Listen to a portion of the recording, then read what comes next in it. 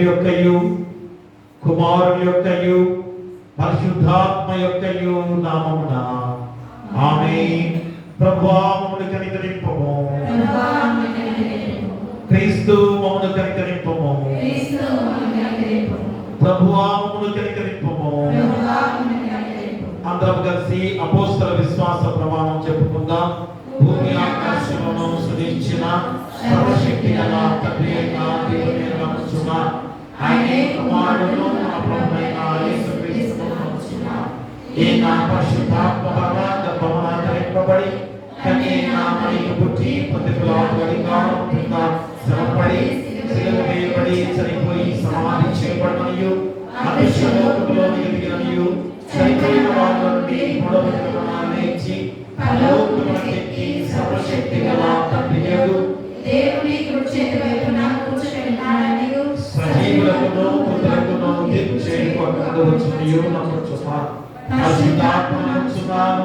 పరిశుద్ధ క్రైస్తవ సంఘమును పరిశుద్ధ సహవాసమును పాపక్షమాపణయు పునరుత్థానమును నిత్యజీవమును నమ్ముచున్నాను. ఆమేన్. అలాగే నిల్చోబెట్టి ఉత్తరపక్షురాలుగా 115వ సంకీర్తన దయచేసి ఎవరైనా వచ్చి చదవలసిందిగా కోరి ప్రార్థిస్తున్నాం. 115వ సంకీర్తన 1 నుంచి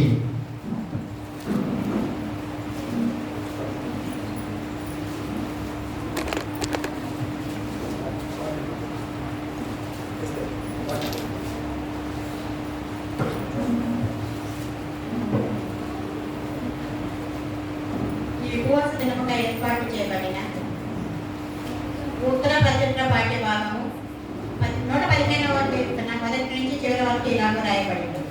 మాకు కాదు యెహోవా, మాకు కాదు, నీ కృపా సత్యములను బట్టి నీ నామమునకే మహిమ కలుగును గాక. చెప్పుకుందరు. మా దేవుడు ఆకాశం మధ్యున్నాడు, తనకిచ్చి వచ్చినట్లుగా సమస్తమును ఆయన చేయుచున్నాడు. వారి విగ్రహములు వెండి బంగారువి, అవి మనుషుల చేతి పనులు. వాటిని నోరు నీవు పలుకవు, కన్ను నుండి చూడవు, చెవుల నుండి వినవు, ముక్కు నుండి వాసన చూడవు, చేతుల నుండి ముట్టుకొనవు, పాదముల నుండి నడువవు, గొంతుకతో మాట్లాడవు. వాటిని చేయవారును వాటిని నమ్మించు వారందరూ వాటి వంటి వారై ఉన్నారు. ఇశ్రాయేలీయులారా, యెహోవాను నమ్ముకొనుడి, ఆయన వారికి సహాయము, వారికి కేడెము. అహరోను వంశస్థులారా, యెహోవాను నమ్ముకొనుడి, ఆయన వారికి సహాయము, వారికి కేడెము. యెహోవాయందు భయభక్తులు గలవారలారా, యెహోవాయందు నమ్మిక ఉంచుడి, ఆయన వారికి సహాయము, వారికి కేడెము. యెహోవా మమ్మను మర్చిపోలేదు, ఆయన మమ్మను ఆశీర్వదించును. ఆయన ఇశ్రాయేలును ఆశీర్వదించును, అహరోను వంశస్థులను ఆశీర్వదించును. పిల్లలనేమి పెద్దలనేమి తన యందు భయభక్తులు గల వారిని యెహోవా ఆశీర్వదించును. యెహోవా మిమ్మును మీ పిల్లలను వృద్ధి పొందించును. భూమి ఆకాశములను సృజించిన యెహోవా చేత మీరు ఆశీర్వదింపబడిన వారు. ఆకాశములు యెహోవా వశము, భూమిని ఆయన నడిపించి ఉన్నాడు. మృతులను మౌన స్థితిలోనికి దిగిపోవు వారును యెహోవాను స్తుతింపరు. అందరూ కలిసి నేమైతే మొదలుకొని నిత్యము యెహోవాను స్తుతించదము, యెహోవాను స్తుతించుడి. ఈ వాక్యం ఇంత పర్యంతం. సదాకాలం దేవుని తోడైండును గాక. ఆమేన్. దయచేసి కూర్చోండి. ప్రియ దేవుని సంగమా, దేవులారా, మరి యొక్క ప్రాముఖ్యమైన సమయంలో ఈ పరిశుద్ధ ఉపవాస కూడిక ధ్యానము దేవుని గురించిన గొప్ప సమయముగా మనము ఎంతగా దేవుని దీవెనలు పొందుకుంటూ దేవుని కృప చేత మనందరం కూడా ప్రతి నెల మొదటి శుక్రవారము ఉపవాస కూడిక ధ్యానంలో పాల్గొంటూ ఉన్నాం. ఏదో ఆచార ప్రకారంగా ప్రతి నెల మొదటి శుక్రవారం ఉపవాస కూడిక ధ్యానం కనుక మేము ఆచరించుకొని వెళ్తున్నాము అనే యొక్క మాటలు అనుకోవచ్చేమో, కానీ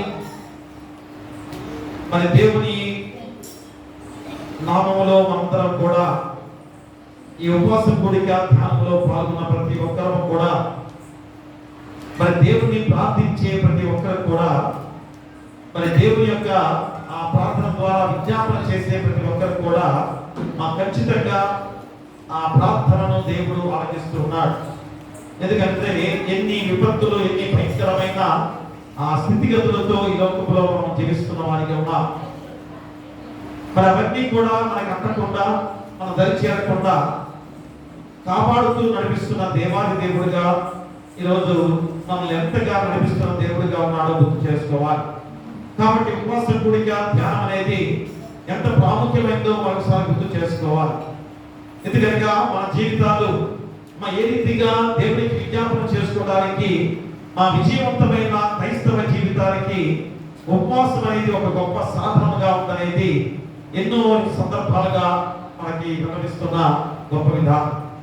కాబట్టి ఇదేదో నెలకి వస్తున్నాం పోతున్నాము అని మరి అనుకునే వారిగా చాలా మంది ఉంటున్నారేమో, కానీ మన దీని ద్వారా ఎన్ని మేలు జరుగుతున్నాయో సంఘంలో, మన కుటుంబాల్లో ఎన్ని ఆశ్చర్యకరమైన సంఘటనలు జరుగుతున్నాయో గుర్తెరగాలి.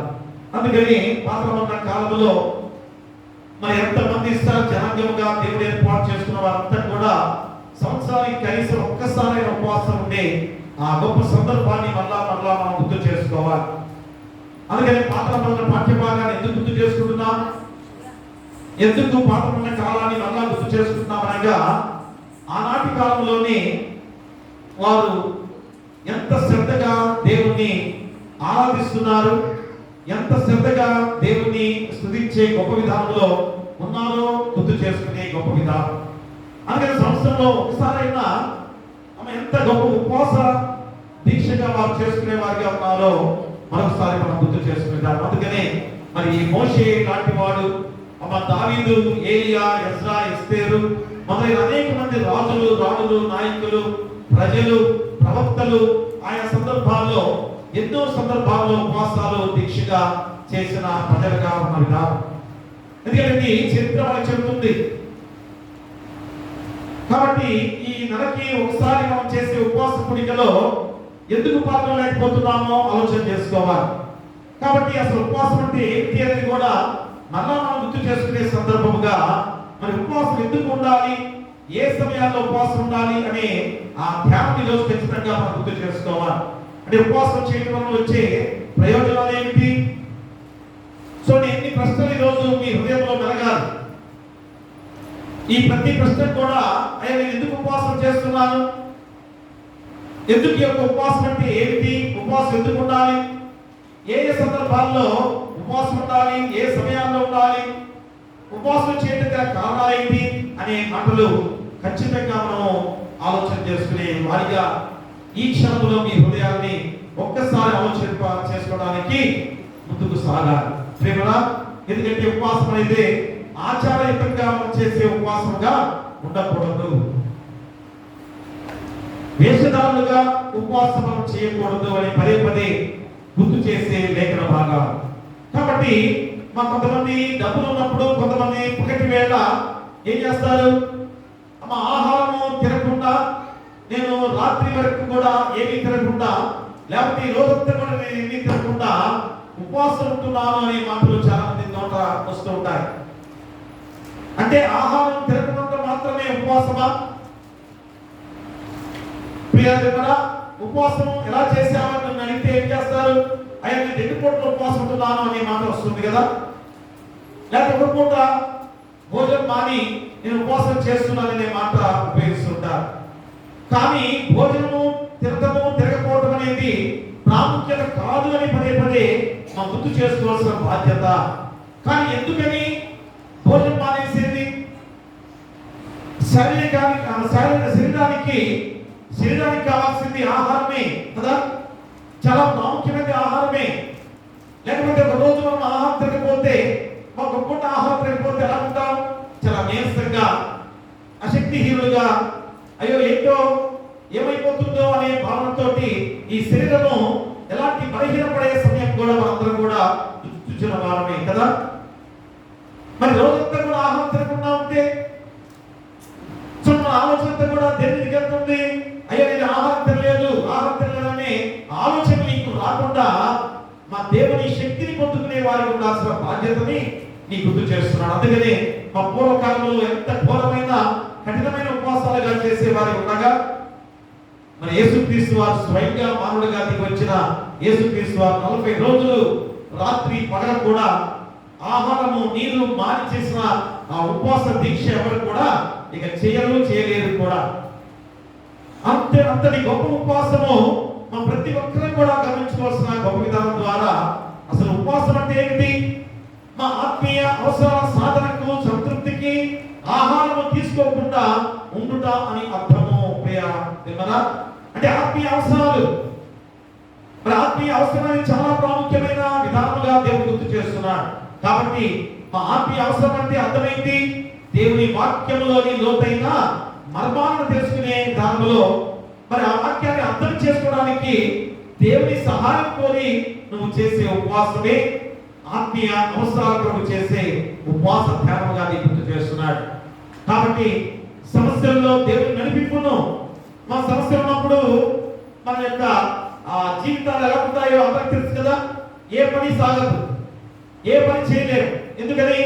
అయ్యో ఒక సమస్య ఉంది, ఆ సమస్య ద్వారా ఏ పని నేను చేయలేకపోతున్నాననే వారు ఎంతో మంది ఉన్నారు.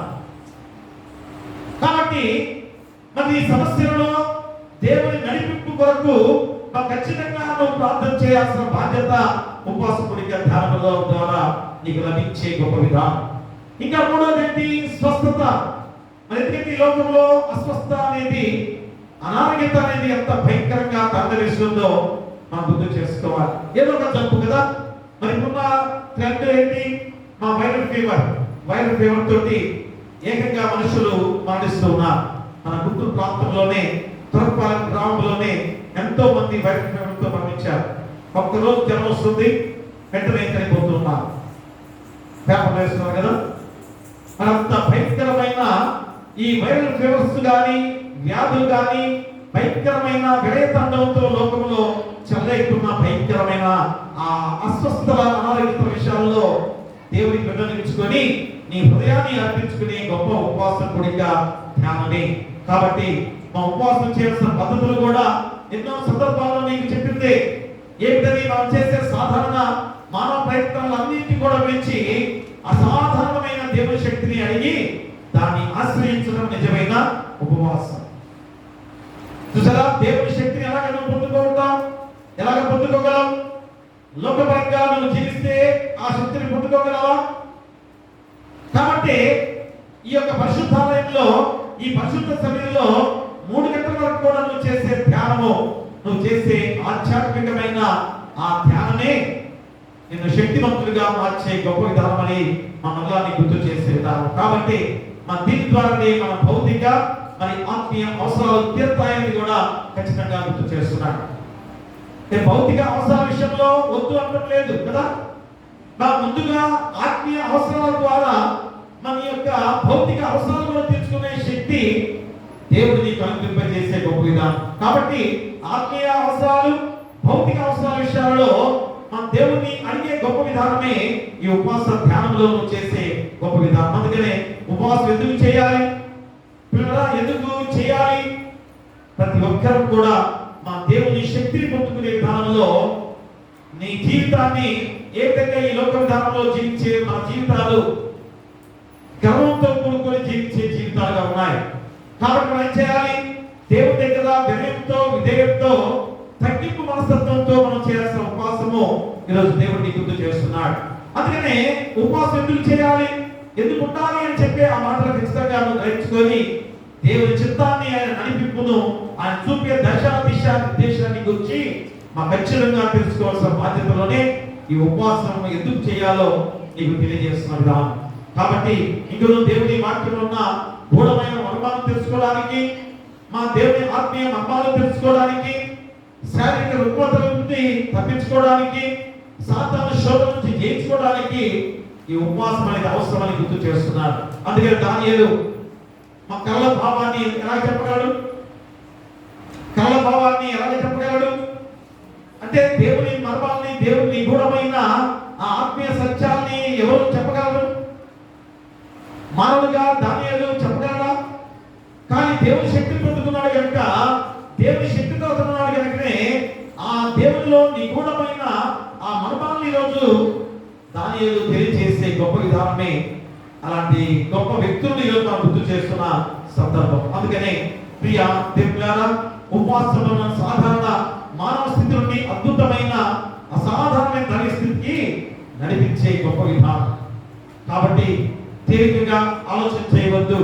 మనందరం కూడా ఆత్మీయ అవసరాలు తెలుసుకొని ఆత్మీయ ఆనందంతో ముందుకు సాగే బిడ్డలుగా ఉంటే భౌతిక అవసరాలు కూడా తీర్చే దేవుడు ఆయనే.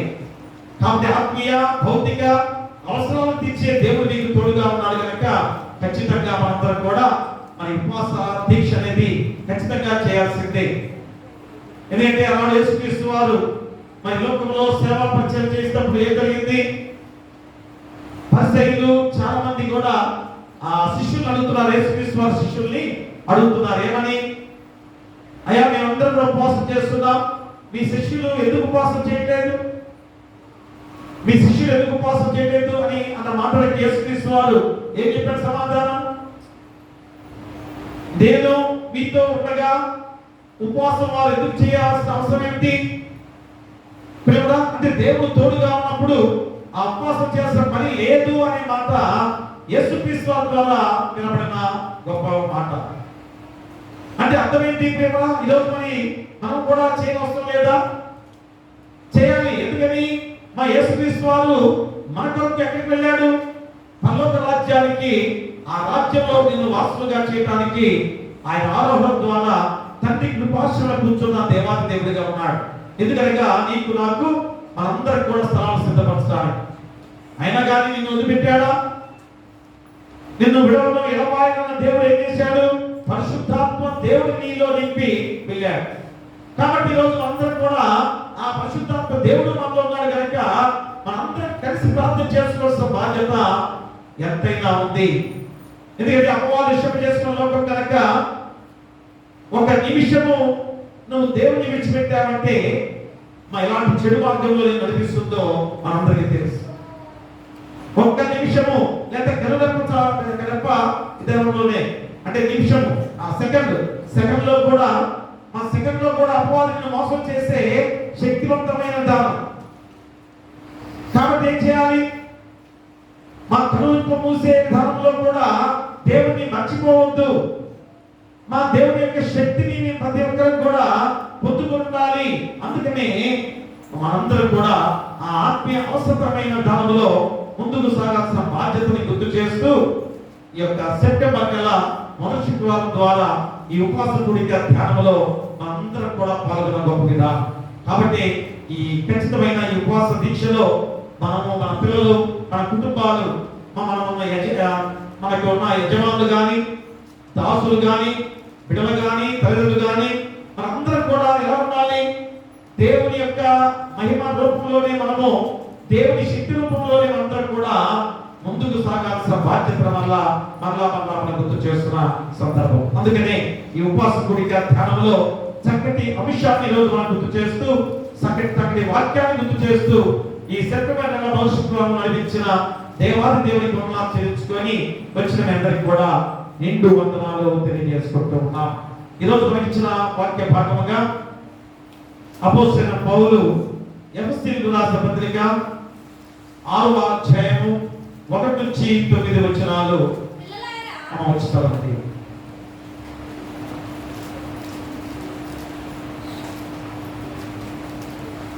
అపోస్తలుడైన పౌలు ఎఫెసీయులకు రాసిన పత్రిక 6వ అధ్యాయము 1 నుంచి 9 వచనాలు. ఈ దినమునగా ఏర్పాటు చేయబడిన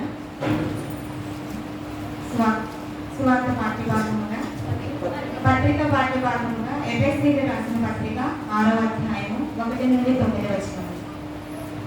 ప్రియులారా, ప్రభువునందు మీ తల్లిదండ్రులకు విధేయులై ఉండుడి, ఇది ధర్మమే. నీకు మేలు కలుగునట్లు నీ తండ్రిని తల్లిని సన్మానింపుము, అప్పుడు నీవు భూమి మీద దీర్ఘాయుష్మంతుడగుదు. ఇది వాగ్దానముతో కూడిన ఆజ్ఞలలో మొదటిది. తండ్రులారా, మీ పిల్లలకు కోపమును రేపక ప్రభు యొక్క శిక్షలోను బోధలోను వారిని పెంచుడి. దాసులారా, యథార్థమైన హృదయము గలవారై భయముతోను వణుకుతోను క్రీస్తుకు వలె శరీర విషయమై మీ యజమానులైన వారికి విధేయులై ఉండుడి.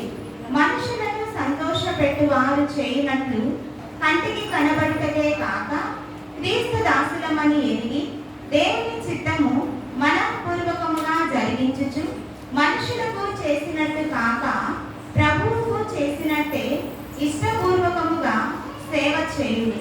దాసుడైనను స్వతంత్రుడైనను మీలో ప్రతివాడును ఏ సత్కార్యము చేయును దాని ఫలము ప్రభువు వలన పొందునని మీరెరుగుదురు. యజమానులారా, మీకును వారికిని యజమానుడైన వాడు పరలోకమందున్నాడని ఆయనకు పక్షపాతము లేదని ఎరిగిన వారై వారిని బెదిరించుట మాని ఆ ప్రకారమే వారి ఎడల ప్రవర్తించుడి. పాడుకుందాం. యేసయ్యా నీ కృప నాకు చాలు. యేసయ్యా నీ కృప నాకు చాలయ్యా, నీ కృప లేదే నేనుండలేనయ్యా. యేసయ్యా నీ కృప నాకు చాలయ్యా, నీ కృప లేదే నేనుండలేనయ్యా. నీ కృప లేని క్షణము, నీ దయ లేని క్షణము, నీ కృప లేని క్షణము, నీ దయ లేని క్షణము నేను హింసలేను యేసయ్యా. నీ కృప లేని క్షణము, నీ దయ లేని క్షణము నేను హింసలేను యేసయ్యా. యేసయ్యా నీ కృప నాకు చాలయ్యా, నీ కృప లేదే నేనుండలేనయ్యా. యేసయ్యా నీ కృప నాకు చాలయ్యా, నీ కృప లేదే నేనుండలేనయ్యా. మహిమను విడిచి మహిలోకి దిగి వచ్చి మార్గముగా మారి మనిషిగా మార్చావు. మహినే నీవు మాధుర్యముగా మార్చి మాదిరి చూపి మరులు పనిచ్చావు. మహిమను విడిచి మహిలోకి దిగి వచ్చి మార్గముగా మారి మనిషిగా మార్చావు. మహినే నీవు మాధుర్యముగా మార్చి మాదిరి చూపి మరులు పవిచ్చావు. మహిమలో నేను మహిమను పొందా, మహిమగా మార్చింది నీ కృపా. మహిమలో నేను మహిమను పొందా, మహిమగా మార్చింది నీ కృప. యేసయ్యా నీ కృప నాకు చాలయ్యా, నీ కృప లేదే నేనుండలేనయ్యా. యేసయ్యా నీ కృప నాకు చాలయ్యా, నీ కృప లేదే నేనుండలేనయ్యా. ఆజ్ఞల మార్గమున ఆశ్రయమును ఇచ్చి ఆపత్కాలమున ఆదుకున్నావు. ఆత్మీయులతో ఆనందింపచేసి ఆనంద తైలముతో అభిషేకించావు. ఆజ్ఞల మార్గమున ఆశ్రయమును ఇచ్చి ఆపత్కాలమున ఆదుకున్నావు. ఆత్మీయులతో ఆనందింపచేసి ఆనంద తైలముతో అభిషేకించావు. ఆశ తీరా ఆరాధన చేసే అదృష్టమిచ్చింది నీ కృపా. ఆశ తీరా ఆరాధన చేసే అదృష్టమిచ్చింది నీ కృపా. యేసయ్యా నీ కృప నాకు చాలయ్యా,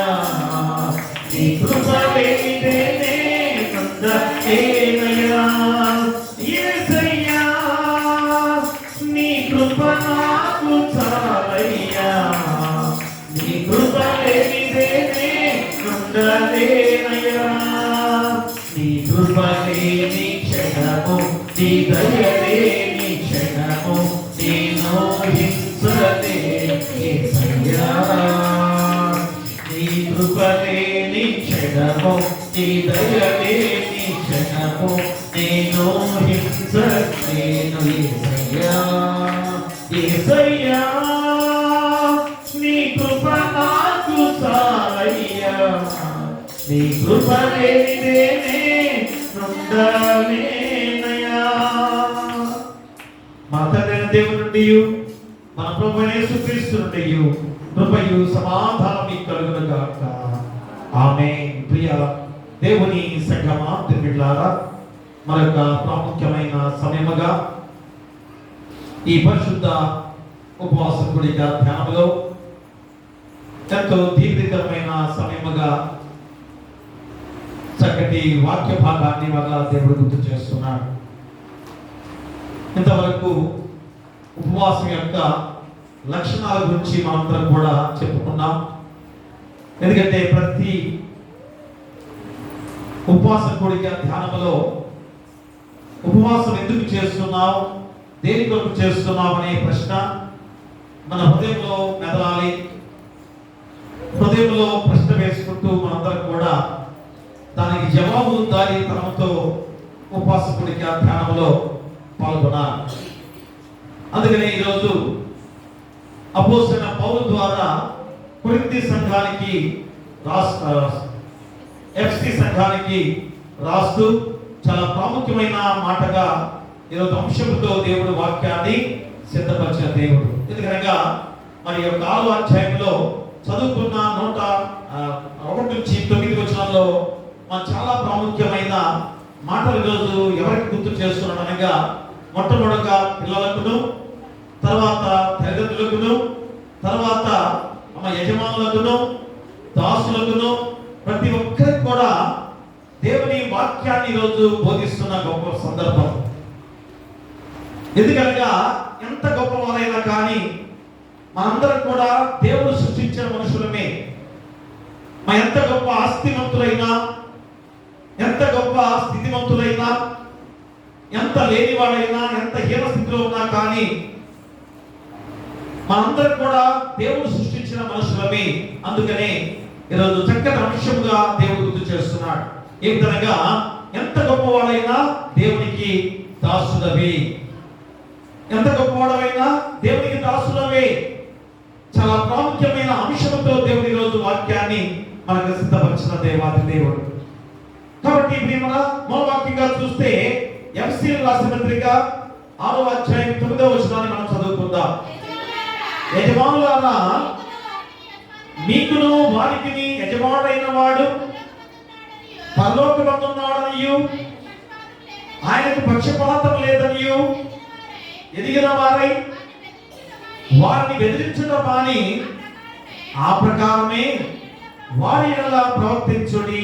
ప్రియా దేవులారా, యజమానులారా, మీకును వారికిని యజమానుడైన వాడు పరలోకమందున్నాడనియు ఆయనకు పక్షపాతం లేదనియు ఎదిగిన వారై వారిని బెదిరించడం మాని ఆ ప్రకారమే వారి ఎలా ప్రవర్తించుడి. చూసారా, యజమానులకి మూలవాక్యం ద్వారా ఎందుకు గుర్తు చేస్తున్నారు అనగా, ఈ లోక రీతి ఎలాగుంది?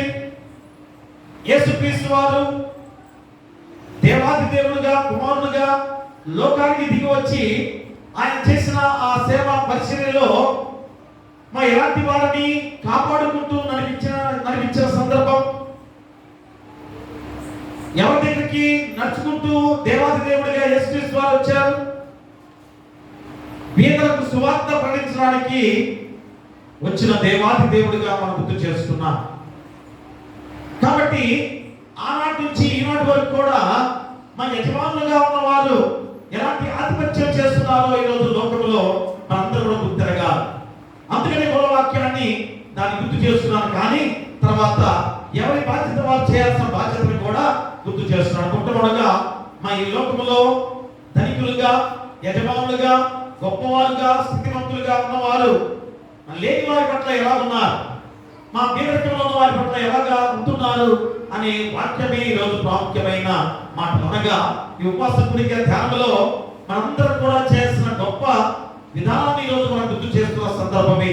కాబట్టి మా మొట్టమొదటిగా ఏం చేయాలి?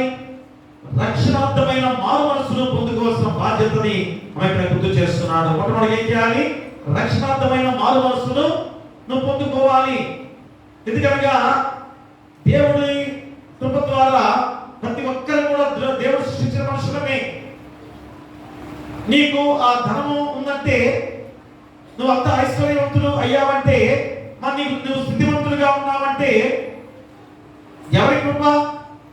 అందుకని నాకు పాడుకున్న పాట కూడా దాని కొరకే ఆ పాట పాడుకుంది. మా ఆయన కృప చాలు. ఎంత గొప్ప కృప చూపించాడు దేవుడు. ఆ కృప ఎందుకు మనమే చూపించాడు దేవుడు అనగా, నీకు ధనము ఐశ్వర్యవంతులకి మన లేని వారిని పేదవారిని ఆదుకునేవాడిగా ఉండాలని కూడా నీకు గుర్తు చేసే సందర్భం. కానీ అజమాయిషి చేసే విధానం కాదు. మన సేవకులుగా దాసులుగా వారి చేత పరిచయించుకునే విధానం కాదు అని పదే పదే గుర్తు చేసే సందర్భం. అందుకనే మొట్టమొదటిగా మనం చేయాల్సిన కర్తవ్యం ఏంటి? రక్షణార్థమైన మారు మనసు పొందుకోవాల్సిన బాధ్యతను గుర్తు చేస్తున్నాడు. యజమానులైనా ఎవరైనా మూలవాక్యము అది తీసుకున్నామే, కానీ మా పిల్లవాడితో మొదలుకొని ప్రతి ఒక్కరు కూడా ఏం చేయాలి? రక్షణార్థమైన మారు మనసును పొందుకోవాలి. అదే కొరింథీయులకు రాసిన ఆ 2వ పత్రిక ఒకసారి అపోస్తలుడైన పౌలు కొరింథీయులకు రాసిన 2వ పత్రిక 7వ అధ్యాయము 10వ వచనం చదవండి. దైవ చిత్తానుసారమైన దుఃఖము రక్షణార్థమైన మారు మనస్సును కలుగు చేయును. ఈ మారు మనస్సు దుఃఖమును పుట్టించదు. అయితే లోక సంబంధమైన దుఃఖము మరణమును కలుగు చేయును. ప్రియ దేవుని బిడ్డలారా, ఎంత ప్రాముఖ్యమైన ఈ వాక్యము ప్రతి ఒక్కరు కూడా గుర్తిరగాలి. ఏంటి? దైవ చిత్తానుసారమైన దుఃఖము రక్షణార్థమైన మారు మనస్సును కలుగు చేయును.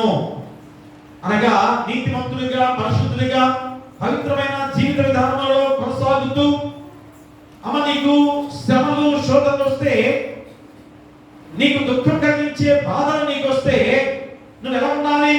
దేవునిపైనే ఆధారపడి ఉండాలి. మా దేవుడినే శక్తిగా ఆధారం చేసుకుని నడవాలి. అలాంటి దుఃఖము దైవ చిత్తానుసారమైన దుఃఖం అంటే అదే.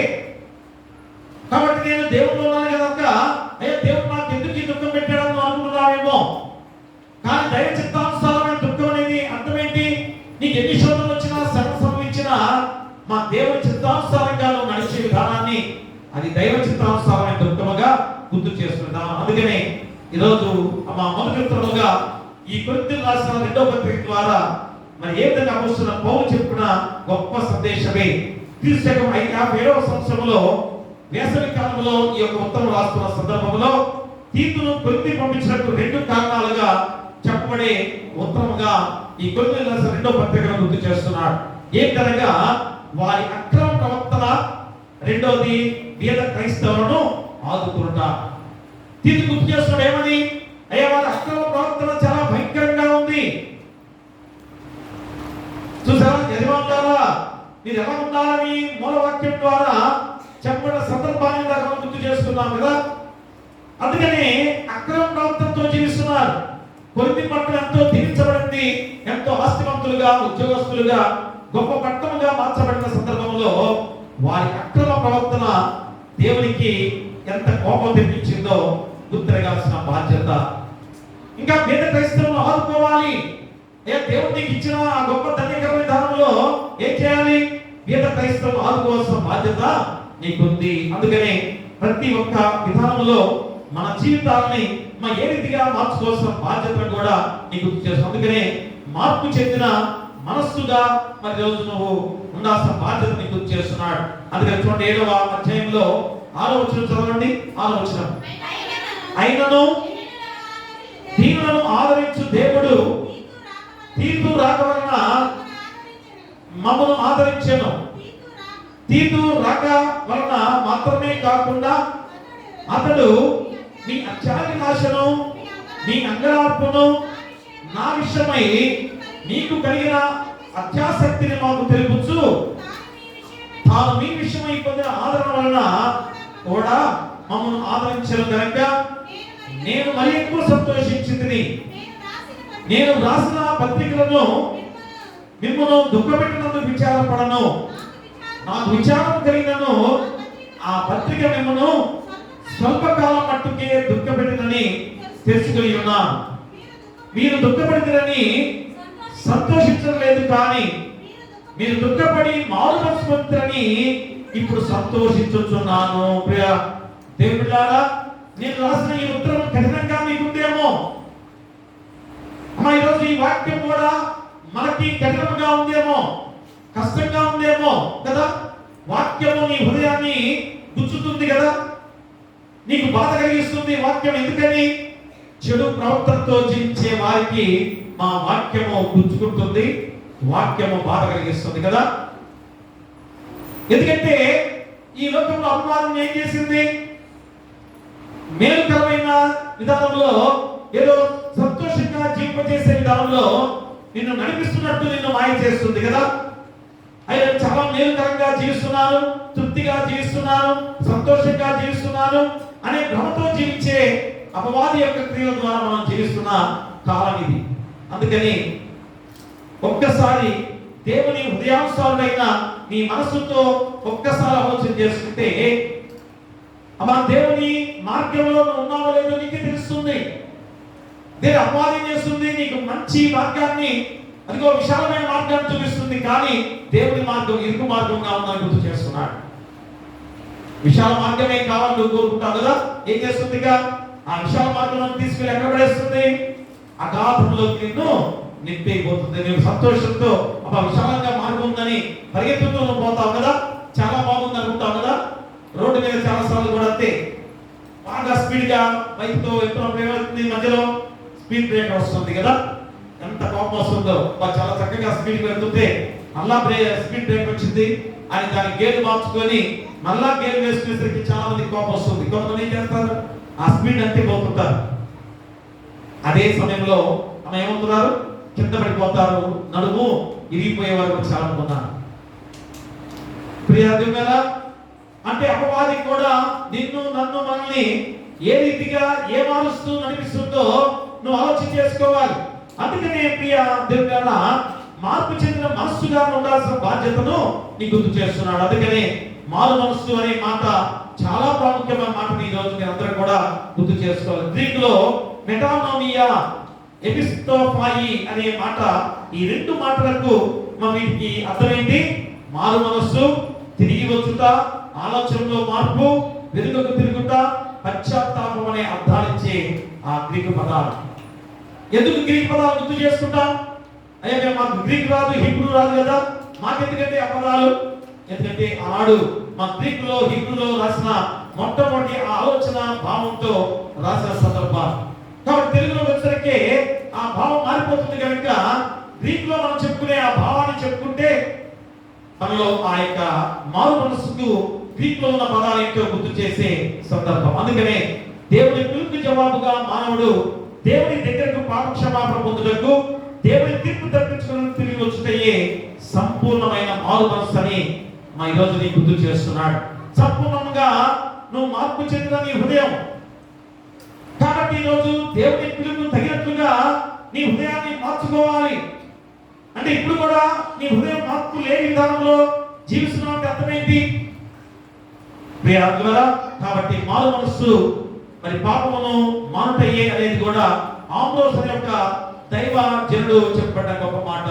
కాబట్టి ఏ కంప్లీట్ చేంజ్ ఆఫ్ షేప్ అనగా నీ నిజ స్థితి మొత్తం కూడా సంపూర్ణంగా మారిపోయే స్థితి అనేది నీకు గుర్తు చేస్తున్నాడు.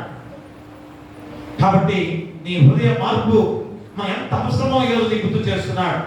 మారు మనసు ఎంత అవసరమో నీకు గుర్తు చేస్తున్నాడు. కాబట్టి ప్రియా నిర్మల, ఈ వాక్య భాగం ద్వారా నీకు గుర్తు చేసిన వ్యక్తి అనగా నువ్వు దేవునికి దాసులుగా ఉన్నావు. మా దేవుడు సృష్టించిన దాసులుగా ఉన్నావు కనుక సర్వ సృష్టి కూడా దేవుడు సృష్టించిన మనుషులే. కాబట్టి ఈ లోకంలో యజమానుడిగా నువ్వు లేకపోతే గొప్ప ధనవంతులుగా విర్రవీగుతూ జీవిస్తున్నావేమో, కానీ మరి ప్రతి ఒక్కరు కూడా దేవుని దాసులమే. అది గుర్తిరిగి ఏం చేయాలి? మన యొక్క రక్షణ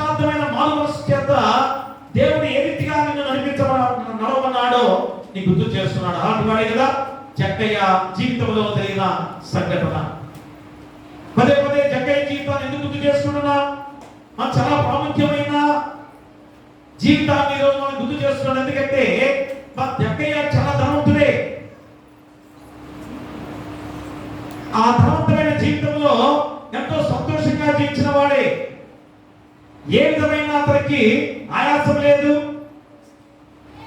ఏ విధమైన ఆ నిరాశ జీవితం కాదు, ఎలాంటి బాధ బంధువులు లేని జీవితాలతో జీవించిన వ్యక్తిగా జక్కయ్య ఉన్నాడు.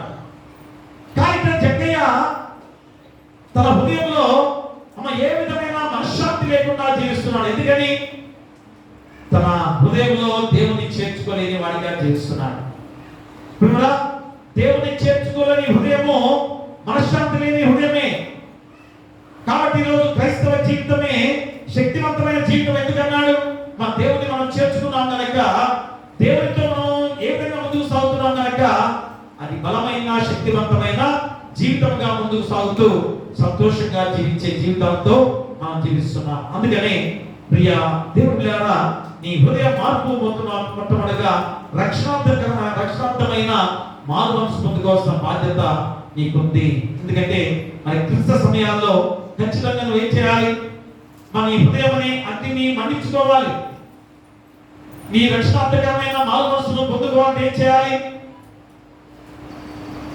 ఏం చేయాలి? నీ హృదయంలో దేవుని అగ్నిని మండించుకునే వాడికి ఉండాలి. చూడండి, యెషయా గ్రంథంలో 58వ అధ్యాయం చూడండి ఒకసారి. యెషయా గ్రంథము 58వ అధ్యాయంలో 3 నుంచి చదవండి. మేము ఉపవాసం ఉండగా ఎందుకు చూడవు? మేము మా ప్రాణములను ఆయాసపరచుకొనగా నీవెందుకు లక్ష్య పెట్టావు అని అందరూ. మీ ఉపవాస దినమున మీరు మీ వ్యాపారము చేయుదురు, మీ పరివారం చేత కఠినమైన పని చేయించుదురు, మీరు కలహపరచు, వివాదము చేయించు, అన్యాయంగా గుర్తులాడచ్చు ఉపవాసముందురు. మీ కర్తత్వాన్ని పరమన వినబడినట్లుగా మీరు ఇప్పుడు ఉపవాసము ఉండరు. ప్రియులారా, అంటే నీ హృదయాన్ని ఒకసారి పరిశీలింప చేసుకునే వాక్యాన్ని ఈరోజు దేవుడు గుర్తు చేస్తున్నాడు. ఎందుకంటే యజమానులుగా అయ్యా మీరు మీ డబ్బు ధనంతో ఐశ్వర్యంతో దేవుని మార్గంలో నడవట్లేదు. కాబట్టి జక్కయ్య జీవితాన్ని ఈరోజు మనం గుర్తు చేస్తున్నప్పుడు జక్కయ్య అన్ని స్థితిగతులు బాగానే ఉన్నాయి, లోకపరంగా అన్ని బాగానే ఉన్నాయి, సంతోషంగా జీవిస్తున్నారు. కానీ హృదయము మనశ్శాంతి లేకుండా జీవిస్తున్న వాడుకుంటాడు. నేను ఎంత సంపాదిస్తున్నాను, ఎంత బాగా డబ్బు ఉంది, కానీ ఏదో వ్యక్తి, ఏదో నిరాశ, ఏదో నిష్ఠూరంతో జీవిస్తున్నానే అనే బాధ అతనిలో నిత్యం కూడా తెలుస్తున్నది. ఆ సమయంలోనే మా దేవాది దేవుడుగా యేసుక్రీస్తు వారిని దర్శించాలి. అంటే యేసుక్రీస్తు వారి మాట వినబడటమే తన హృదయంలో మార్పు చెందిన సమయం అది కదా.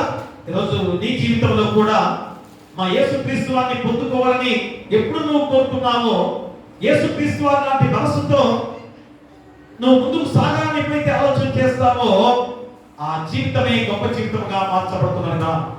అందుకని జక్కయ్య జీవితాన్ని ఖచ్చితంగా మనం గుర్తిరగాలి.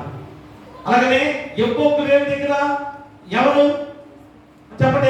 ఎబ్బోకు రేవు దగ్గర ఎవరు? యాకోబు.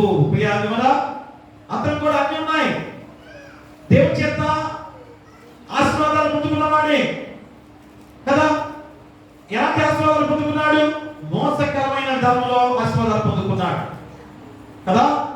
అలాంటి వాడు అన్ని ఉన్నాయి, కానీ ఏదో వ్యక్తి భయంకరమైన బాధ, శోధన, శ్రమలు సంభవించాయి.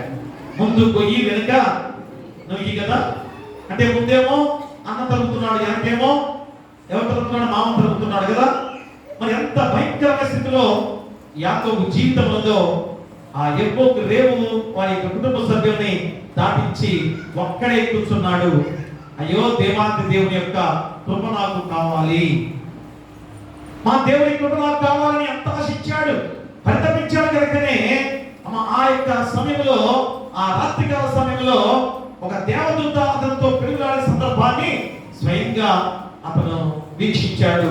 అతను అనుభవాన్ని పొందుకున్నాడు. అదే మనమైతే అర్ధరాత్రిలో తెల్లటి ఆకారం పట్టుకుంటే ఏమంటారు?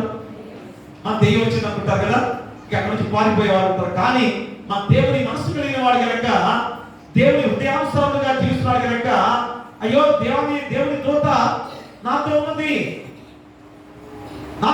ఎంత సంతోషంగా అతను ఏం చేశాడు? ఇది మంచి అవకాశం అనుకున్నాడు, ఒడిసి పట్టుకున్నాడు. అయ్యా నువ్వు నన్ను దీవిస్తేనే నేను వదిలిపెడతానని తీర్మానం చేసుకున్నాడు. కానీ పరీక్ష పెట్టాడు దేవుడు. ఏం చేశాడు? శారీరక బాధ పెట్టాడు. మా తన యొక్క తుట్టి మీద కాలుతో కొట్టేసరికి ఆ తుట్టి కాడ ఏముగా ఇరిగిపోయింది. తుట్టి ఏముగా ఇరిగితే అంత ప్రమాదం, లేవలేడు నడవలేడు కదా. అయినా కానీ ఏం చేశాడు? ఆ శారీరక బాధ ఏది నాకు అక్కర్లేదు, అయ్యా ఆత్మీయమైన ఆత్మానుసారంగా నేను జీవించాలని ఎంత పరితపించిన హృదయము దేవుని ఆత్మతో నింపబడాలని ఆశపడ్డ యాకోబు చివరికి ఒడిసి పట్టుకున్నాడు. అయ్యా నన్ను దీవిస్తేనే వదిలిపెడతానని చెప్పేసి తీర్మానం చేసుకున్నాడు.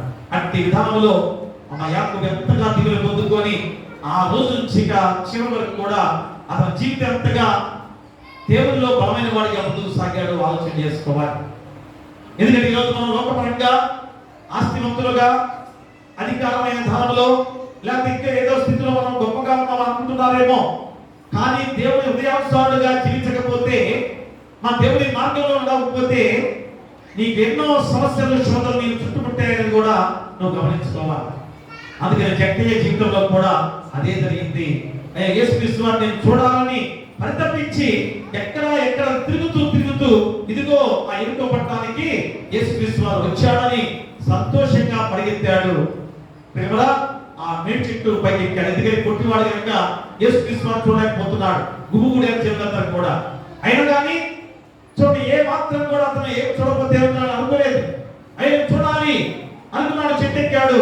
ఎప్పుడైతే తన కళ్ళతోటి యేసుక్రీస్తు వారిని చూడటానికి ఆ కిరణాలు యేసుక్రీస్తు వారు తాకాయో, మా రిఫ్లెక్షన్ తిరిగి వెంటనే ప్రతిస్పందించి, ఓ చెట్టయ్య త్వరగా చెట్టు దిగిరా. ప్రియారా ఆ స్వరము దేవుని స్వరమై ఆ యొక్క చెట్టయ్య హృదయాన్ని తాకేసరికి ఎంత పొంగిచ్చిపోయాడు. కాసేపట్లో ఎంతగా తన యొక్క జీవితము మార్పు చెందింపజేసుకున్నాడు. గబగబ దిగి వచ్చాడు. త్వరగా నీటికి నేను రావాల్సి ఉన్నది అని చెప్పబడినప్పుడు వెంటనే తన యొక్క పాపాన్ని గ్రహించాడు. మా రక్షణార్థమైన మానసు పొందుకున్నాడు. అయ్యా ఇంతవరకు కూడా ఈ లోకానుసారంగా జీవించిన వాడిగా ఉన్నాను, ఆ దుఃఖం నన్ను ఎంతగా బాధించింది, అది మరణానికి ప్రాప్తించే విధానమే. కానీ దైవ చిత్తానుసారమైన దుఃఖము రక్షణార్థమైన మారు మనసుకి ప్రతీకగా ఉందని గుర్తు చేసుకున్నాడు. వెంటనే ఏం చేశాడు? తన పాపాన్ని ఒప్పుకున్నాడు. ప్రేమ జగ్గ చేసిందేంటి? నీ ఇంటికి నేను వస్తున్నానంటే ఏం చేయాలి? అయ్యా రా అని చెప్పేసి చేయబట్టుకొని లాక్కొని ఇంటికి తీసుకెళ్ళాలి కదా. కానీ మొట్టమొదటిగా చేసింది అది కాదు. అయ్యా నేను ఎవరి దగ్గర అయితే అన్యాయంగా తీసుకున్నానో వాటి దగ్గర తిరిగి మళ్ళా 3-4 రెట్లుగా తిరిగి ఇచ్చేస్తాను, సగం మీదకి ఇచ్చేస్తాను అని ఎంత గొప్పగా పాపాన్ని ఒప్పుకున్నాడు, ప్రాయశ్చిత్తం చేసుకున్నాడు. ప్రేమరా ఆ గొప్ప విధానమే తన యొక్క జీవితం మారుమనసు పొందడానికి గల కారణాన్ని గుర్తు చేస్తున్నాడు. కాబట్టి మా మొట్టమొదటి మనం ఏం చేయాలి? ఈ హృదయం అని అగ్ని మండించే వాడిగా ఉండాలి. కాబట్టి బలిపీఠం మీద ఏం చేస్తారు? ఇప్పుడంటే మనము ఆ యొక్క దీపస్తంభాలు పెట్టి దాని ఏదో లైట్లు పెట్టి వెలిగిస్తుంటాం కదా. పూర్వకాలంలో మందస్సు మీద ఏం చేస్తారు? మందస్సు మీద నిత్యం కూడా మన నూనెతో ఆ యొక్క అగ్ని మండిస్తూ ఉండాల్సిందే యాజకుడు. ఆరిపోకూడదు, ఆరిపోకూడదు. ఆరిపోయిందంటే ఇక మనుషులందరికీ కూడా భయంకరమైన శాప విధానమే. అందుకని యాజకుడు చేసే పని ఏంటి? నిత్యం కూడా హోమం మండుతుండాల్సిందే. అయిపోయినప్పుడు మళ్ళా నూనె పోసి మండిస్తుండాల్సిందే. అలాంటి ఆ అగ్ని మండుచున్న విధానంలో బలిపీఠం మీద ఆరిపోకుండా ప్రతి ఉదయం యాజకుడు దాని మీద కట్టెలు వేసి దాని మీద దహనములు ద్రవ్యం నుంచి సమాధాన బలియకు పశువును ప్రోగును గ్రహింపవలనని, బలిపీఠం మీద అగ్ని నిత్యం కూడా మండుతున్నవలనని, అది ఆరిపోకూడదని ఆనాడు పాత కాలంలో లేవి కాండంలో ఒకసారి మనం గుర్తు చేసుకుందాం. ఎందుకంటే ఈ ఉపవాసకుడిగా ధ్యానంలో ఇలాంటి ఒక్కసారి మనం గుర్తు చేసుకోవాలి. ఎందుకంటే ఆనాడు ఆ బలిపీఠాల మీద మందసం మీద దేవుడు ఏ రీతిగా ఏర్పాటు చేసుకున్న విధానాన్ని గుర్తు చేసుకోవాల్సిన సమయం కూడా మనకు ఉంది. అందులో లేని కారణం 6వ అధ్యాయం చూడండి, 6వ అధ్యాయం 12, 13 వచనాలు చదవండి.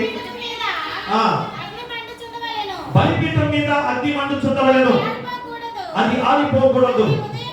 ప్రతి ఉదయమున యాజకుడు దాని మీద కట్టెలు వేసి దాని మీద దహనబలి ద్రవ్యమును ఉంచి సమాధాన బలియగు పశువు పురుగును దహింపవలెను. బలిపీఠం మీద అగ్ని నిత్యము మండుచుండవలెను, అది ఆరిపోకూడదు. ప్రియా దేవుడా, అనగా భౌతిక బలిపీఠం మీద అగ్ని ఎల్లప్పుడూ మండునట్లు ఆరిపోకుండా ఉంచే బాధ్యత యాజకుడికి ఎలా ఉందో,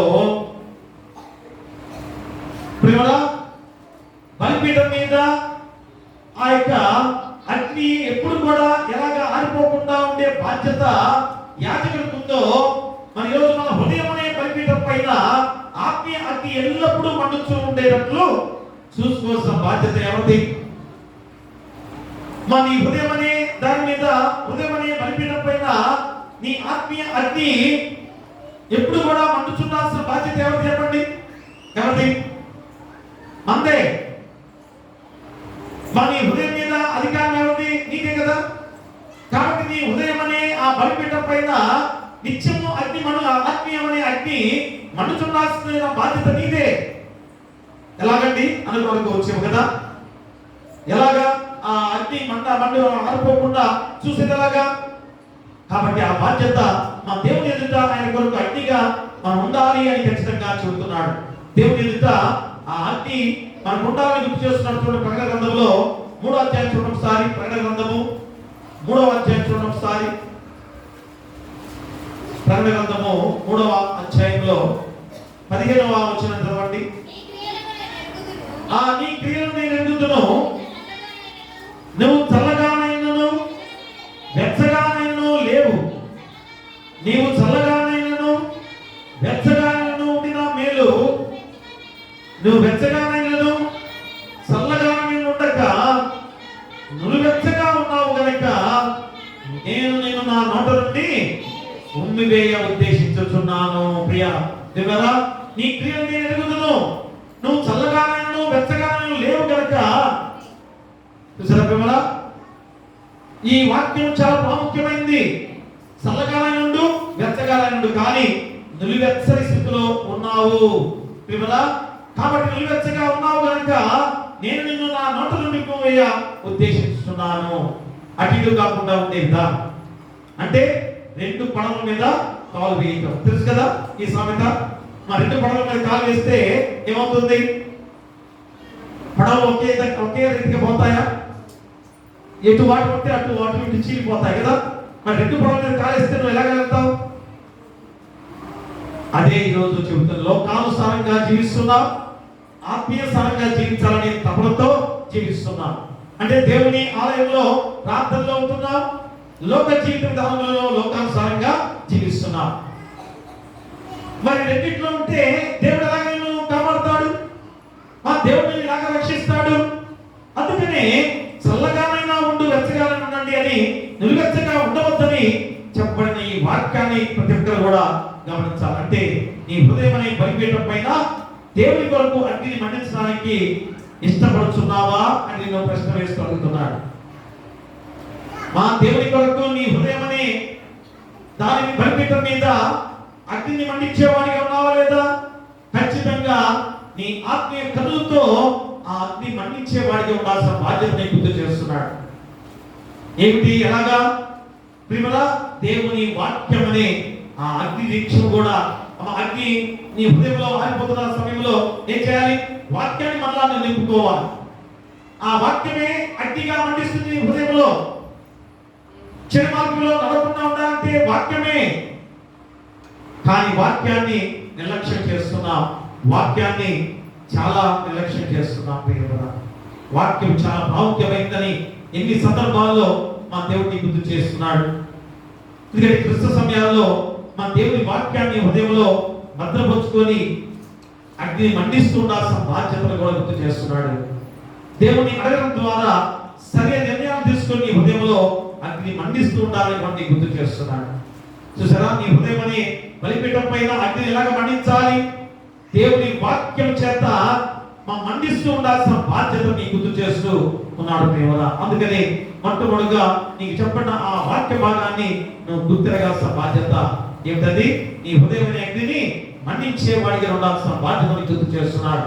అందుకనే రక్షణార్థమైన మారు మనసును పొందుకోవాల్సిన బాధ్యతను కూడా నీకు గుర్తు చేస్తున్నాడు. నీ ఉంటే నాకు చాలు యేసయ్యా, నీ వెంటనే ఉంటానేసయ్యా. నీ ఉంటే నాకు చాలు యేసయ్యా, నీ వెంటనే ఉంటానేసయ్యా. నీ మాట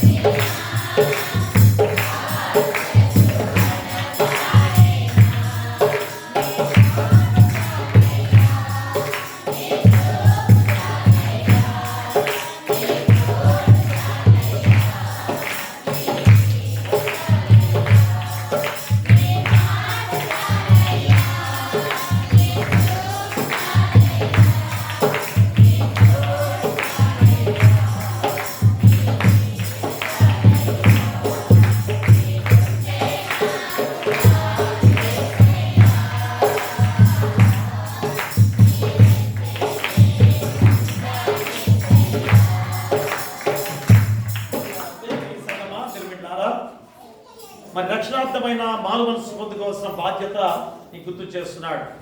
ఎందుకనగా ఎంత గొప్పవాడైనా మా దేవునికి దాసుడవే. అదే కదా మన అంశం, ఎంత గొప్పవాడైనా దేవునికి దాసుడవే. కాబట్టి యజమానులారా, మరి మీరు ఎంత జాగ్రత్తగా ఉండాల్సిన బాధ్యతను గుర్తు చేస్తూ మా వారి గురించి చెప్పన్న మాట ఏమిటనగా, అంటే వారి గురించి అనేది కాదు కానీ మనం ప్రతి ఒక్కరం కూడా ఎలా ఉండాలో ముందుగా యజమానులకు గుర్తు చేసే గొప్ప మాట.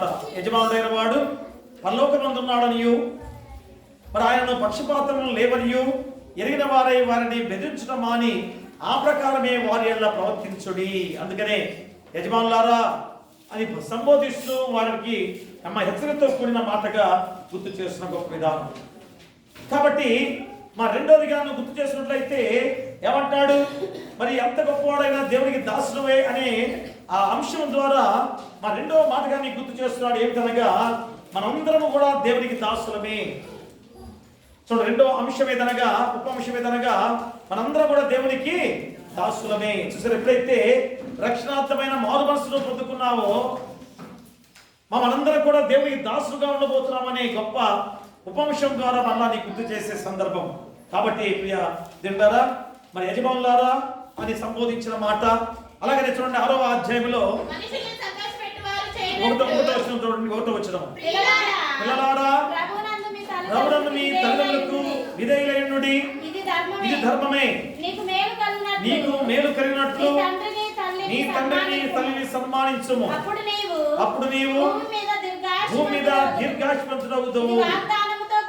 ఇది వాగ్దానంతో కూడిన ఆజ్ఞలలో మొదటిది. ప్రియ దేవులారా, చూడండి, ఇక్కడ పిల్లలారా అంటే పిల్లల విషయంలో కూడా సంబోధిస్తున్నాడు. ఇందాకేమో యజమానులారని సంబోధిస్తూ హెచ్చరిక చేస్తున్నాడు. మా పిల్లలారా, మరి మీరు మీ ప్రభునందు మీ తల్లిదండ్రులకు విధేయులై ఉండుడి. చూసారా పిల్లలు మరి ఏ రీతిలో నడుస్తున్నారు? ప్రతి ఒక్కరికి కూడా ఈరోజు హెచ్చరికతో కూడిన వాక్యమే అమ్మ ఈరోజు ఈ యొక్క ఉపవాస కూడిక ధ్యానంలో నీకు గుర్తు చేసిన సందర్భం. అంటే మనం ఉపవాస కూడిక ప్రతి సందర్భంగా ఏదో ఒక అంశం ద్వారా మనం గుర్తు చేసుకునే విధానమే ఈరోజు పిల్లలు కానీ, పెద్దవారు కానీ, యజమానులు కానీ, దాసులు కానీ ప్రతి ఒక్కరు కూడా దేవుని దాసులుగా ఉండాల్సిన బాధ్యతలో ఎలాగ ఉండాలి అని బోధిస్తున్న గొప్ప వాక్యం. కాబట్టి ప్రియ దేవులారా, ప్రస్తుతం నువ్వు ఏ స్థితిలో ఉన్నప్పటికీ, ఏం చేస్తున్నప్పటికీ, ఎవరైనప్పటికీ నిన్ను సృజించిన దేవునికి దాసుడవే. కనుక పిల్లలకు కూడా సంబోధిస్తున్నాడు. చిన్నపిల్లలు దేవుని రాజ్య వారసులు కదా, దేవుని రాజ్య వారసులు కదా, వారితో మనకేం అనుకుంటున్నారా? వారి పట్ల కూడా దేవుడు గుర్తు చేస్తున్నాడు. ఎందుకని? నీ తల్లిని తండ్రిని సన్మానించము. ఎందుకని? మా తల్లిదండ్రులను దేవుడు ఒక బాధ్యతగా ఏర్పాటు చేశాడు. చూసారా, దేవుని క్రమంలో, దేవుని సృష్టిలో తల్లిదండ్రులకు ఒక బాధ్యత. ఎంత గొప్ప బాధ్యత! ఎందుకంటే దేవుడు సృష్టించిన మనుషుల్ని తల్లిదండ్రులుగా మీకు ఒక బాధ్యత అప్పగించి మీరు నడిపిస్తున్నాడంటే అర్థం ఏంటి? ఎంత గొప్ప బాధ్యత దేవుడు అప్పగించాడు. కానీ ఆ బాధ్యతను తల్లిదండ్రులుగా మీరు ఎలాగ నెరవేరుస్తున్నారు? అందుకని ముందుగా చెప్పుకునే మాటగా బిడ్డల విషయంలో చెబుతున్నాడు. పిల్లలారా ప్రభునందు మీ తల్లిదండ్రులకు విధేయులైయుండుడి, ఇది ధర్మమే. ఎందుకని?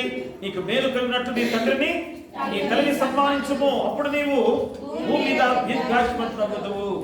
ఎప్పుడైతే తల్లిని తండ్రిని సన్మానించే బిడ్డలందరూ కూడా దీర్ఘాయుష్మంతులుగా జీవిస్తారు. కానీ మధ్యాంతరంగా ఎందుకు మరణిస్తున్నారు? మా మధ్యలోనే బిడ్డలు ఆత్మహత్య చేసుకుని ఎందుకు మరణిస్తున్నారు? చెడిపోయి మద్యానికి బానిసలై, మా చెడు దురలవాట్లకి బానిసలై, అనారోగ్య పాలై మరణించే వారు ఎంతమంది ఉన్నారు ఎవరి దశలో? తల్లిదండ్రులుగా మీ బాధ్యత సరిగా లేదనుకోవచ్చేమో, కానీ బిడ్డలుగా ముందుగా మీరు తెలుసుకోవాల్సింది ఏంటనగా మీ తల్లిని తండ్రిని సన్మానించే వారిగా ఉండాలి. మీ తల్లిదండ్రులకు విధేయత చూపించే వారిగా ఉంటే దీర్ఘాయుష్మంతులు అవుతారని వాక్యం ద్వారా సవిస్తారు. తర్వాత చూడండి, తండ్రులారా మీ పిల్లలకు కోపం రేపక ప్రభు యొక్క శిక్షలో బోధలోను వారిని పెంచుడి. చూసారా, మా తల్లిదండ్రులకు కూడా గుర్తు చేస్తున్న మాటలు ఏమిటని చాలా ప్రాముఖ్యంగా గుర్తు చేస్తున్నాడు. తండ్రులారా అని బోధిస్తున్నాడు. ఇక్కడ తల్లి కూడా చేర్చలేదు, కానీ మా తండ్రిగా ఏ బాధ్యత వహిస్తున్నాడు? ఎందుకు స్త్రీ గురించి చెప్పలేదు అపోస్తలుడైన పౌలు? తల్లిదండ్రులకు ఇద్దరికి కూడా చెప్పిన మాటే, కానీ తండ్రులారా ఎందుకు సంబంధించాడనగా అనుకోవచ్చేమో. మగవాళ్ళు కదా రాసింది, బైబిల్ రాస్తుంది మగవాళ్ళు కనుక తండ్రులారని సంబోధించి ఉండొచ్చేమో అనుకోవచ్చేమో కదా. కానీ ఎందుకు సంబోధిస్తున్నాడంటే ప్రాముఖ్యంగా తండ్రికి ఎక్కువ బాధ్యత ఉంది. మా బిడ్డల విషయంలో గద్దించాల్సిన బాధ్యత తండ్రికి ఉంది. కానీ తండ్రి చెప్పలేని స్థితిలో ఉన్నాడంటే కారణం ఏంటి? మా బిడ్డలకు చెప్పలేని స్థితిలో ఉన్నాడంటే కారణం ఏంటి? తండ్రి వేరే దారిలో జీవిస్తున్న వాడిగా ఉన్నాడు. మా తండ్రి కూడా చెడు మార్గంలో జీవిస్తున్న వాడిగా ఉన్నాడు. బిడ్డకేం చెబుతున్నాడు? బిడ్డకేం చెప్పగలడు? కాబట్టి తండ్రులారా తల్లులారా అని కూడా రాసుకోవాలి. ఎందుకంటే మా తల్లి తండ్రి ఇద్దరికి కూడా బాధ్యత ఉంది. బిడ్డల్ని ఏ రీతిగా పెంచుతారో ఒకసారి ఆలోచన చేయండి ప్రియా దేవులారా. మరి ఆ బిడ్డలను అలా పెంచితే మరి రేపు ఎలాంటి భయంకరమైన బిడ్డలుగా మారిపోతున్నారో వారు ఇప్పుడే మనం గమనించుకోవాలి. ఈ చిన్న వయసులోనే అంత చెడు జీవితంగా నడుస్తున్నారంటే అర్థం ఏంటి? ఒక్క నిమిషం బయటికి బిడ్డ వెళ్ళారంటే ఖచ్చితంగా తండ్రిగా తల్లిగా అడగాలి, అయ్యి ఎక్కడికి వెళ్ళావు, ఇంటి దగ్గర నువ్వు లేకుండా ఎక్కడికి వెళ్ళావు ఈ సమయంలో? నేను ఏదో పని మీద పంపించాను కదా, ఆ పని చేసుకుని అంటే రావాలి కదా. అంత వాకప్ చేసే తల్లిదండ్రులుగా జీవించకపోతే మా బిడ్డలు ఎలాగా చెడిపోతున్నారో మీకు తెలియట్లేదు. ఎందుకంటే మీరు చేసే ప్రవర్తన ఆ బిడ్డలు చేసే ప్రవర్తన గుర్తిరగలేకపోతున్న స్థితి అది.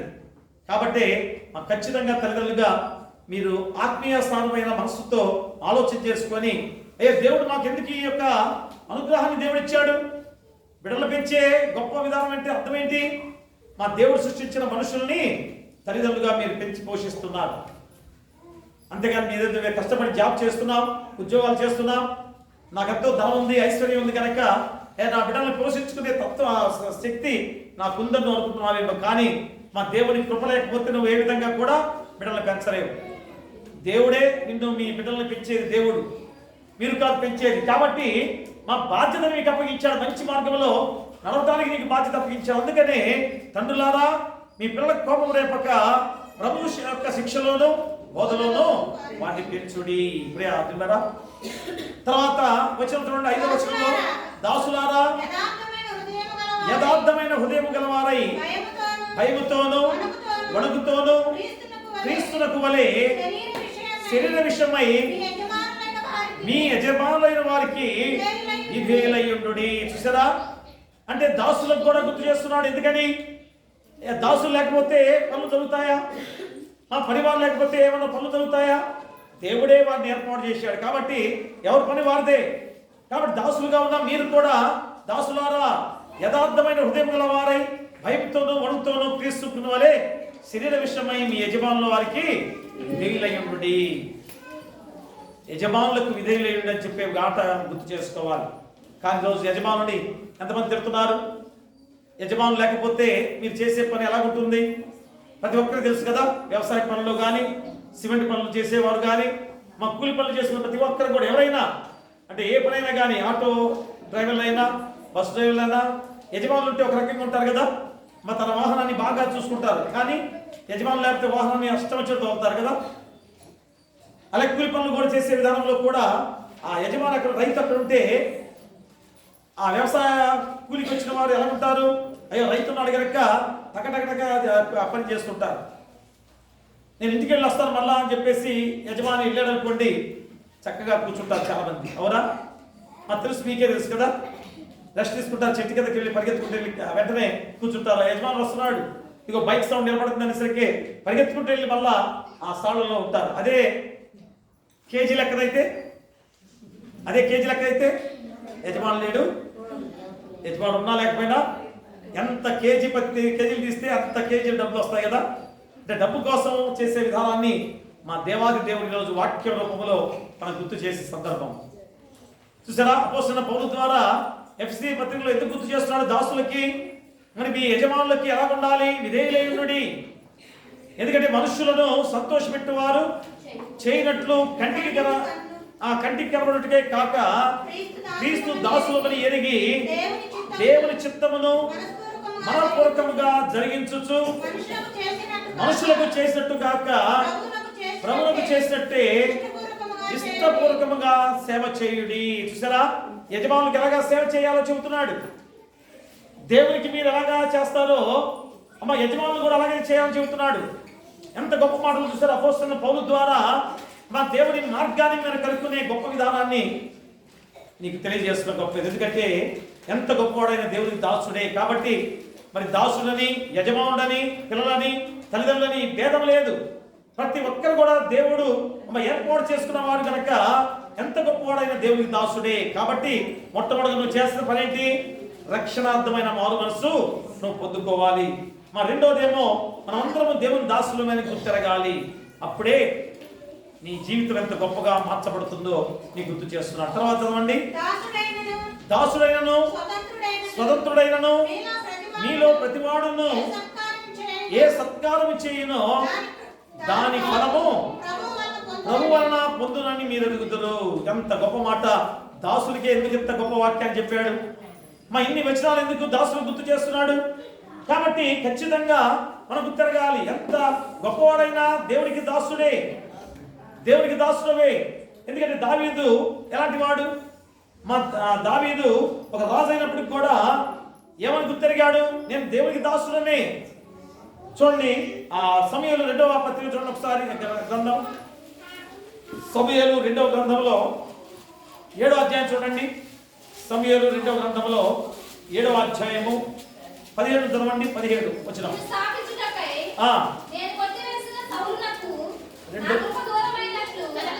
సమూయేలు 7 తనకు కలిగిన దర్శనం అంతటిని బట్టి ఈ మాటలన్నిటినీ చొప్పున నాతానును దావీదుకు వర్తమానము తెలియజెప్పాను. దావీదు రాజు లోపల ప్రవేశించి యెహోవా సన్నిధిని కూర్చుండి ఇలాగు మనవి చేయగా, నా ప్రభువా యెహోవా, ఇంతగానో నన్ను హెచ్చించుటకు నేను ఎంతటి వాడను? నా కుటుంబం ఏ పాటిది? ఇంత హెచ్చుగా చేసినంతయు నీ దృష్టి కొంచెమై మానవుల పద్ధతిని బట్టి బహుకాలము జరిగిన తర్వాత నీ దాసునైన నా సంతానమునకు కలగబో దాన్ని గురించి నువ్వు సెలవిచ్చున్నావు. యెహోవా, నా ప్రభువా, దావీదు నేను ఇక నీతో ఏమి చెప్పుకొద్దును. కదా మా 29 వచనాల వరకు కూడా మా దావీదు ఏ విధంగా ప్రార్థన చేస్తున్నాడు? దావీదు ఏ విధంగా ప్రార్థన చేశాడు? వచ్చిందా? ఇక్కడే లోనే పోయిందంటే ఇక్కడ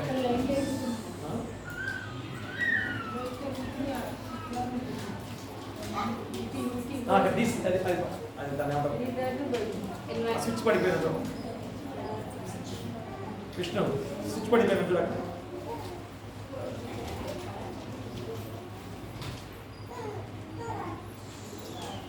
లోడ్ ఎక్కువ బాగా సార్ శ్యామ్ గారికి శ్యామ్ ప్రియ దేవుని బిడ్డలారా, కాబట్టి మా రాజు అయినప్పటికీ కూడా మరి దావీదు ఏమంటున్నాడు? నేను దేవునికి దాసుడను, నేను దేవునికి దాసుడని ఏ విధంగా చెప్పుకున్న గొప్ప మాటలు గుర్తిరగాలి. అదే అధికారి ధనవంతులైనప్పటికీ నేను దేవునికి దాసుడని ఒక అతను చెప్తున్నాడు. చూడండి అక్కడ లూకాసువార్త 12వ అధ్యాయం చూడండి. లూకాసువార్త 12వ అధ్యాయంలో 1 చదవండి. ఆయన సంచరించుచు యెరికో పట్టణంలో ప్రవేశించి దాని గుండా పోవచ్చుండెను. ఇదిగో సుంకపు గుత్తదారులను ధనవంతుడైన జక్కయ్యను పేరు గల ఒకడు. ప్రియాదేవరా, చూడండి, ఇతను అధికారి ధనవంతుడు 2 కూడా ఉన్నాయి కదా. అతను మరి ఎలాంటి వాడుగా మరి నేను దేవునికి దాసుడని చివరికి ఎంత గొప్ప విధానంలో దీవించబడ్డాడు. 9వ వచనం చూడండి అక్కడ. యేసు ఇతరును అబ్రహాము కుమారుడే, ఎందుకనగా నేడు ఈ ఇంటికి రక్షణ వచ్చి ఉన్నది. ప్రేమరా, ఇతను కూడా అబ్రహాము కుమారుడే. ఎంత గొప్ప పేరు పొందుకున్నాడో చూడండి. ఎందుకు ఎలాగా? మరి ఎప్పుడైతే నేను దేవునికి దాసుడని అనుకున్నాడో, తీర్మానం చేసుకున్నాడో, కానీ అంతకుముందు ఎలాగున్నాడు? నేను చాలా అధికారిని కాబట్టి పన్ను వసూలు చేసేటప్పుడు ఆ కుటుంబాన్ని ఎంత హింసించేవాడు. మా సామాన్లను కూడా తీసుకెళ్లి బయట విసిరివేసేవాడు. మా రూపాయి వసూలు చేయమంటే 10 రూపాయలు వసూలు చేసేవాడు. చూడంత భయంకరమైన విధానంలో మరి జక్కయ్య ఉన్న స్థితి. ఎప్పుడైతే దేవుడికి లోబడ్డాడో, ఎప్పుడైతే దేవుడికి నేను దాసుడుగా ఉన్నానో అని తెలుసుకున్నాడో, అప్పుడు తన జీవితాన్ని మరి ఎలాగా అర్పించుకున్న విధానమే అతని యొక్క జీవితం మార్పు చెందిన గొప్ప విధానం. ప్రేమరా, ఎంత గొప్పవాడైనా దేవుడికి దాసుడు అంటానికి ఉదాహరణ అది. నువ్వు అలాంటి దాసుడుగా ఉండాలంటే మొట్టమొదటి ఏం చేయాలి? రక్షణార్థమైన మారు మనసును పొందుకోవాలి. అక్కడ పోయింది తేజ వచ్చిన రక్షణార్థమైన మారు మనస్సు కావాలి. రెండవది మనందరం కూడా దేవుని దాసులు మనకి జరగాలి. అదే ఈరోజు ఇక్కడ క్రీస్తు దాసులు అనేది దేవుని చిత్తమును మనపూర్వకంగా జరిగించాలి. మరి పిల్లలు తల్లిదండ్రులు లోబడి ఉండాలి. తల్లిదండ్రులు పిల్లల ఎలా శ్రద్ధ చూపించాలి. దాసులు యజమానులకు మన విధేయులై ఉండాలి. చూడండి ఎన్ని మాటలు ఈరోజు ఎంతమంది మనుషుల ద్వారా గుర్తు చేయబడిన గొప్ప సందర్భం. కాబట్టి యజమానులకి ఒక్కరికే ఈరోజు దేవుని వాక్యం హెచ్చరిక చేస్తున్నాను అనుకుంటారేమో కదా. యజమానుడిగా ఉన్న వారికి దేవుని వాక్యం గుర్తు చేస్తున్నాం అనుకుంటారేమో. కానీ ఇక్కడ తల్లిదండ్రులను పిల్లల యొక్క శ్రద్ధ చూపించాల్సిన విధానము, అలాగే పిల్లలు తల్లిదండ్రుల పట్ల విధేయత చూపించాల్సిన విధానము, మరి ఎవరు ప్రతి ఒక్కరు కూడా యజమానులు మరి ఏ విధంగా దాసులు యజమానులకు విధేయంగా ఉండాలి, యజమానులు దాసుల ప్రేమ చూపించాల్సిన బాధ్యత, ఇవన్నీ కూడా ప్రతి ఒక్కరూ కూడా చేయాల్సిన బాధ్యతను ఈ యొక్క ఉపవాస కూడిక ధ్యానంలో దేవుడు మనకు గుర్తు చేసే సందర్భం. కాబట్టి ఈరోజు ఆయన గుర్తిరిగి ఎంత అధికారివైనా, ఎంత ధనం నీకున్నా, ఎంత లేనివాడివైనా, ఎంత హీనస్థితిలో ఉన్నా కానీ మనందరం కూడా దేవుని దాసులమే. కాబట్టి నువ్వేం బాధపడిన అవసరం లేదు. లేనివాడివైతే హీనస్థితిలో ఉంటే నువ్వెవరి విషయంలో కూడా బాధపడిన అవసరం లేదు. మా దేవుని దాసుడిగా ఉంటే చాలు. అదే ఈరోజు ఈ వాక్యానికి ఎంత గొప్ప అర్థంతో గుర్తు చేసిన సందర్భంలో నువ్వు రక్షణార్థమైన మారు మనసు పొందుకోవాలంటే నీ హృదయాన్ని అగ్నితో మండించుకోవాలి. నీ హృదయమైన బలిపెట్టి మీద మా అగ్నిని మండించుకోవాలి. అగ్ని అంటే ఏమిటి? దేవుని వాక్యమే. ఆనాడు పూర్వకాలంలో, పాతకాల కాలంలో మందసం మీద అగ్ని మండించాలంటే ఏం చేసేవారు? కట్టెలు కానీ నూనె కానీ పోస్తూ ఉండాలి యాజకుడు కదా. మరి ఇప్పుడు మనందరం కూడా నీ హృదయం అనే బలిపీఠం పైన, ఎందుకని నీ హృదయంలో దేవుని పరిశుద్ధాత్మ దేవుడు నీలో ఉన్నాడంటే ప్రతి ఒక్కరూ కూడా ఆలయమైన ఉన్నామని చెప్తున్నాడు. నీ హృదయమే దేవాలయం ఉందని చెబుతున్నాడు. కాబట్టి నీ హృదయమనే ఆ బలిపీఠం పైన ప్రతి ఒక్క నిమిషం కూడా సెకండ్ కూడా కాకుండా ఆరిపోకుండా మండిస్తూ ఉండాలి. అంటే నిత్యం కూడా దేవుని వాక్యం చేత మండిస్తూ ఉండాల్సిన బాధ్యత నీపై ఉంది ప్రియుల. అందుకని ప్రతి ఒక్కరు కూడా పిల్లలైనా, తల్లిదండ్రులైనా, దాసులైనా, యజమానులైనా దేవుని దాసులే కనుక ప్రతి ఒక్కరు కూడా మరి గుర్తిరిగి ఎంత గొప్పవాడైన దేవుని దాసులను తెలుసుకున్నట్లయితే నీ జీవితం ఎంతగా మార్పు చెంది అందరూ కూడా నిత్యరాజ్యానికి వాసులుగా ఉండబోతున్న గొప్ప విధానం. అలాంటి ఈ ఉపవాస కూడిక ధ్యానంలో మనం ఉపవాసంతో మరి ఈరోజు చెప్పుకునే ఈ వాక్యం ద్వారా ఖచ్చితంగా నీ మారు మనస్సు ద్వారా, రక్షణార్థమైన మారు మనస్సు ద్వారా మరి దేవునికి ప్రియమైన దాసుడుగా, ప్రియమైన బిడ్డగా జీవించాల్సిన బాధ్యతను నీ గుర్తు చేస్తున్నాడు. అతి గొప్ప మీకుండాలని కోరుతూ మీకును మీ కుటుంబాలకును సదాకాలం దేవుడు తోడైనను గాక. ఆమేన్. అందరూ ఒకసారి లేచి ఉంచినట్లయితే అందరూ లేచి ఉంచండి.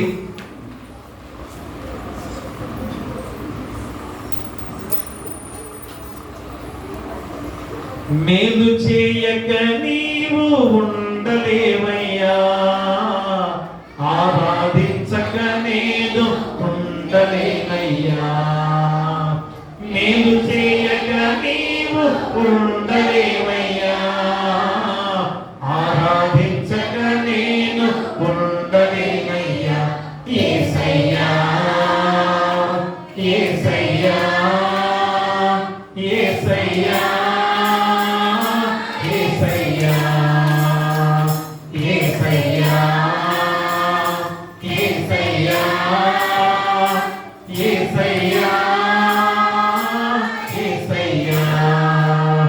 మేలు చేయక నీవు ఉండలేవయ్యా, ఆరాధించక నేను ఉండలేనయ్యా. నిన్ను నమ్మినట్లు నేను ఎవరిని నమ్మలేదయ్యా. నీకు నాకు మధ్య దూరం తొలగించావు వదిలుండలేక. నిన్ను నమ్మినట్లు నేను వేరే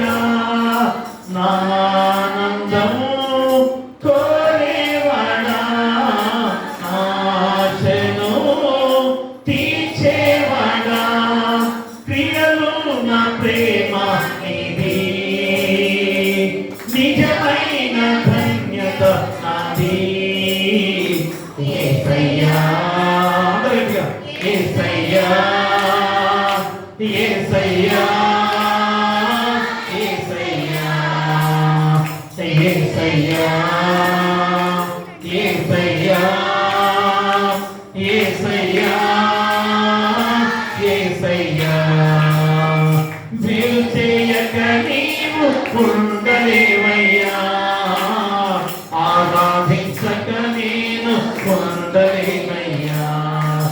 ఆరాధించే వేళలందు నీదు హస్తములు తాకాయి నన్ను, పశ్చాత్తాపము కలిగే నాలో నేను పాపినై గ్రహించగానే. ఆరాధించే వేళలందు నీదు హస్తములు తాకాయి నిన్ను, పశ్చాత్తాపము కలిగే నాలో నేను పాపినై గ్రహించగానే. నీ మేలకు అలవాటై నీ పాదములు వదలకుంటి, నీ పాపములు వదలకుంటి. నీ మేలకు అలవాటై నీకిష్టమైన పని కనుగొంటి నీతో చేరి. యేసయ్యా, అందరూ పాపములు చేశారని ఒప్పుకోవాలి. నీ హృదయాన్ని దేవుని ఎదుట కుమరించుకొని నీ పాపాలు కరిగవలసిన బాధ్యతను దేవుడు చూపజేస్తున్నారు. యేసయ్యా, యేసయ్యా, నేను చేయక నీవు ఉండలేవయ్యా, ఆరాధించక నేను ఉండలేవయ్యా. పాపములు చేశాను నేను నీ ముందర అతయత్తలేను, క్షమించగలిగే నీ మనసు ఓదార్చింది ఆరాధనలో. పాపములు చేశాను నేను నీ ముందర తలేను, క్షమించగలిగే నీ మనసు ఓదార్చింది ఆరాధనలో. నా హృదయము నీతో ఉంది, నీకు వేరై మనలేనని అతిశయించెదని నిన్నే కలిగున్నందుకు. యేసయ్యా, యేసయ్యా, నిన్ను నమ్మినట్లు నీ వేరే ఎవరిని నమ్మలేదని తీర్మానం చేసుకోవాలి. ఆయన్ని ఆరాధించాలి. నీ పాపాన్ని ప్రాయశ్చిత్తం చేసుకోవాల్సిన సమయమే ఈ ఉపవాసకుడిగా ధ్యానం చేసిన గొప్పగా. ఎందుకంటే ఎంత గొప్పవాడైనా దేవుని దాసుడవి. యేసయ్యా, యేసయ్యా, యేసయ్యా, మేలు చేయక నీవు ఉండలేవయ్యా, ఆరాధించక నేను ఉండలేనయ్యా. దయచేసి కూర్చోండి. కానుక సమర్పిస్తున్నాం. ప్రత్యేకమైన పాట